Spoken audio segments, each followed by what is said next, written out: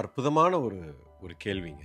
வாழ்க்கையில ஒவ்வொரு மனிதனுக்கும் வெற்றி அடையணுங்கிற ஆசை இருக்கு. வெற்றியாளனாக நான் இருக்கணும், நான் ஜெயிக்கணும் அப்படின்னா நான் என்ன செய்யணும்? முதல்ல நாம என்ன புரிஞ்சுக்கணும் அப்படின்னு சொன்னா, வெற்றி அடைவதற்கு நான் என்ன செய்யணும்னு நீங்க கேட்கறதுக்கு முன்னாடி வெற்றினா என்னன்னு ஃபர்ஸ்ட் தெரிஞ்சுக்கணும். ரொம்ப அற்புதமான ஒரு விஷயம்ங்க. இந்த வெற்றிக்கான டெஃபினிஷன் இன்னைக்கு 100க்கு ஒருத்தருக்கு கூட இது தெரியாதுன்னு தான் நான் சொல்வேன். அதனுடைய உண்மையான டெஃபினிஷனை சொல்கிறேன், ஆங்கிலத்தில் சொல்கிறேன். இதை சமீப காலத்தில் இதை நான் ஒரு இடத்தில் பார்த்தேன். ரொம்ப வியந்து போன ஒரு டெஃபினிஷன். இதை நான் உணர்ந்திருக்கிறேன். பட் அதோட டெஃபினிஷன் கிறிஸ்பான வார்த்தை என்னன்னு சொன்னால், it is a progressive realisation of a worthy ideal அப்படின்னு சொல்கிறோம்.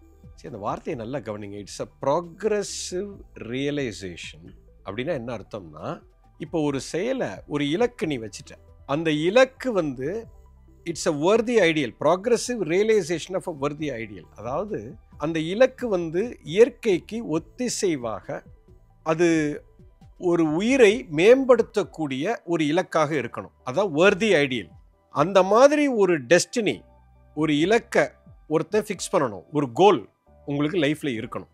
அந்த இலக்கை நோக்கி ஒவ்வொரு கணமும் நான் உணர்ந்து அந்த செயலில் ஈடுபட்டு அதை வளர்த்து கொண்டே போவது தான் வெற்றி. நல்லா புரிஞ்சுக்கணும். It is a progressive realisation. அதாவது ஒவ்வொரு நாளும் அந்த இலக்கை நோக்கி நான் செய்யக்கூடிய செயலில் முன்னேறி கொண்டே போக வேண்டும். செயல் செய்து உணர்ந்து முன்னேறுவது தான் வெற்றியே தவிர, அந்த செயலை அடைந்து முடிஞ்சு நான் ஜெயிச்சிட்டேன் அப்படின்னு ஊருக்கு சொல்றது வெற்றி அல்ல. நல்லா புரிஞ்சுக்கணும். இது அந்த ரிசல்ட்டை அச்சீவ் பண்ணதுக்கு அப்புறம் வெற்றி அல்ல. அந்த ரிசல்ட்டை நோக்கி ஒவ்வொரு கணமும் நான் அதை நோக்கி நகர்ந்து கொண்டே போகிறேன். அதை நெருங்க நான் செயல்பாடு செய்து உணர்ந்து அதை முழு கவனத்தோட 100% அதனுடைய ப்ராக்ரஸ்ல நான் இன்வால்வ் ஆகிறது தான் வெற்றி. You understand? ஒரு உதாரணத்துக்கு, இப்போ நான் இந்த உலக மக்களுக்கு நான் மருத்துவ சிகிச்சை செய்யணும். அதில் ஒரு குறிப்பிட்ட நோயை தீர்க்கக்கூடிய ஒரு திறனை நான் வளர்த்து, ஃபார் எக்ஸாம்பிள் கேன்சர் நோயால் பாதிக்கப்படக்கூடிய உலகத்தில் இருக்கக்கூடிய அத்தனை பேருக்கும் அந்த நோயை நான் தீர்க்க வேண்டும். இதுதான் என்னுடைய லட்சியம். இது ஒரு உன்னதமான லட்சியம். உலகத்தில் கேன்சர் நோயிலிருந்து காப்பாற்றணும் எல்லாத்தையும். இது என்னுடைய லட்சியம். அது இத்தனை லட்சம் கோடி மக்களுக்கு நான் இந்த ட்ரீட்மெண்ட்டை கொடுக்கணுங்கிறது, காப்பாற்றணுங்கிறது என்னுடைய லட்சியம். இப்போ இந்த 10 லட்சம் பேருக்கு நான் இதை ட்ரீட்மெண்ட்டை கொடுக்க போறேன் அப்படின்னு நினைச்சு ஒவ்வொரு கணமும் நான் அந்த வேலையை ஸ்திரமாக நான் செய்துகிட்டே போறேன். அந்த லட்சியத்தை நோக்கி நான் நகர்ந்துகிட்டே போறேன். ஒவ்வொரு கணமும் உணர்வுபூர்வமாக 100% என்னை அதில் ஈடுபடுத்தி நான் செய்கிற செயல்தான் வெற்றி. அந்த இலக்கை அடைவது வெற்றி அல்ல. இதைத்தான் நீங்க புரிஞ்சுக்கணும். ஸோ இதில் 2 விஷயம் ரொம்ப முக்கியமான கவனம். ஒரு மனிதனுக்கு ஒரு இலக்கு இருக்க வேண்டும்.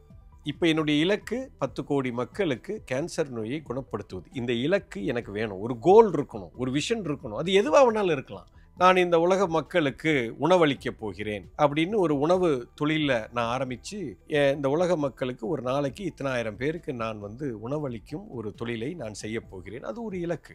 அது மாதிரி எதுவாக வேணாலும் இருக்கட்டும். ஆனால் அது ஒரு உன்னதமான இலக்காக இருக்கணும். உயிரை உயர்த்துவதற்கான இலக்காக இருக்கணும். உயிரை அழிப்பதற்காக டிஸ்ட்ரக்டிவான ஒரு இலக்கு இருக்கக்கூடாது.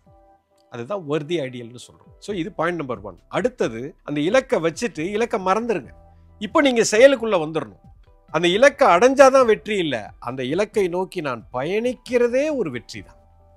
இதைத்தான் நீங்கள் புரிந்து கொள்ள வேண்டும். So all you need to do is you focus on the process for your destiny. எனக்கு தெரிஞ்சு நீங்கள் ரோட்டில் போய் இன்னைக்கு இருக்கிற மக்களை 100க்கு ஒருத்தர் கூட நீங்கள் போய் கேட்டு பார்த்தீங்கன்னா, உன்னோட கோல் என்ன, உன் வாழ்க்கையில் உன்னுடைய லட்சியம் என்ன, நீ எதை நோக்கி போறேன்னு கேட்டால் யாருக்குமே தெரிய மாட்டேங்குது. கோலே இல்லாமல், லட்சியமே இல்லாமல் ஒருவன் வாழ்றது என்னன்னா, எந்த ஊருக்கு போகிறோன்னு தெரியாமல் ஒரு பஸ்ஸில் ஏறி உட்கார்ந்த கதை தான். You understand? பஸ்ஸில் ஏறி உட்காந்துட்டு எங்கே போகிறோன்னே தெரியல, வண்டி எங்கே போகுதோ நான் போகிறேன் அப்படின்னா, இது வெற்றி அடைவதற்கு வாய்ப்பே இல்லை. இவன் வெற்றி அடைய முடியாது. ஸோ ஒரு மனுஷன் வெற்றி அடையணும்னா அவனுக்கு ஒரு கோல் இருக்கணும், ஒரு விஷன் இருக்கணும். அது ஆணாக இருந்தாலும் சரி, பெண்ணாக இருந்தாலும் சரி, எந்த வேலையில் நீங்கள் இருந்தாலும் இல்லை என்றாலும் சரி, வாழ்க்கைக்குன்னு ஒரு லட்சியம் இருக்க வேண்டும். இது வந்துங்க உலகத்தில் பெரிய ஸ்டாட்டிஸ்டிக்ஸே எடுத்திருக்கிறாங்க. இன்னைக்கு 100 பேரில் 5% அமெரிக்காவில் இது ஒரு பெரிய ரிசர்ச்சே நடந்தது. அதில் வந்து பார்த்தீங்கன்னா 5% மக்கள் தான் வெற்றியாளராக இருந்தார்கள். காரணம் என்னன்னு போய் ரிசர்ச் பண்ணி பார்த்தா 100ல் ஒருத்தர் வந்து இன்னைக்கு ஃபினான்ஷியல் ஃப்ரீடம், அதாவது பணம் சம்பாதிக்கிறோங்கிற நோக்கத்தை தாண்டி அவன் போயிட்டான். அதுக்கு பேர் ஃபினான்ஷியல் ஃப்ரீடம். அதாவது நான் இன்னும் வேலை செஞ்சு என்னுடைய சாப்பாட்டுக்கு நான் வாழணும்னு அவசியம் இல்லை, வீட்டில் உட்காந்து நான் சாப்பிட முடியுங்கிற ஒரு நிலைக்கு வந்துட்டான்னா நான் ஃபினான்ஷியலி ஃப்ரீன்னு சொல்கிறோம்.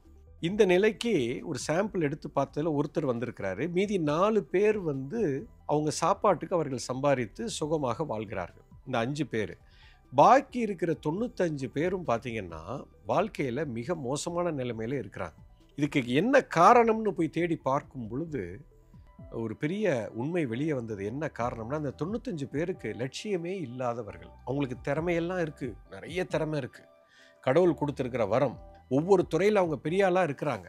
ஆனால் வாழ்க்கையில் அவங்க கம்ப்ளீட்டாக உடஞ்சி போய் எதையுமே செய்ய முடியாத ஒரு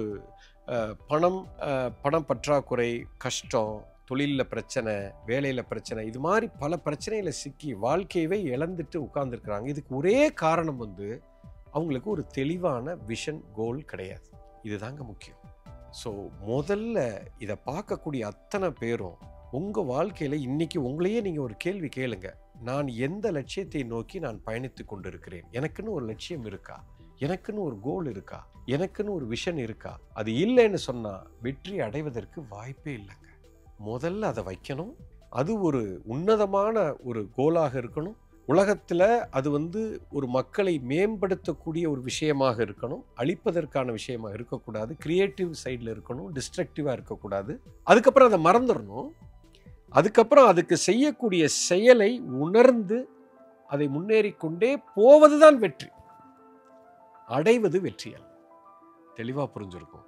இதை ஒரு மனிதன் தெளிவாக புரிந்து கொண்டான் என்று சொன்னால் ஒவ்வொரு நாளும் அந்த திசையை நோக்கி நான் போய்கிட்டே இருக்கிறேன். இன்னைக்கு நான் ஒரு படி எடுத்து வச்சிருக்கிறேன், நான் வெற்றி தான். நீங்கள் வெற்றி அடைஞ்சிட்டீங்க. நாளைக்கு காலையில் அடுத்த படி எடுக்கிறீங்க, வெற்றி அடைஞ்சிட்டீங்க. ஒவ்வொரு நாளும் உனக்கு வெற்றி தான். ஒவ்வொரு கணமும் நீ வெற்றி தான். எப்பொழுது நீ வைத்த இலக்கை நோக்கி நீ நகர்ந்து கொண்டே இருக்கக்கூடிய ஒவ்வொரு கணமும் நீ வெற்றி அடைந்திருக்கிறாய். இதுதாங்க மிகப்பெரிய உண்மை, வெற்றியின் definition. This is what is success is all about. இதை மட்டும் நீங்கள் புரிஞ்சிட்டீங்கன்னா தோக்கிறதுக்கு வாய்ப்பே இல்லைங்க. புரிந்திருக்கும் என்று நினைக்கிறேன்.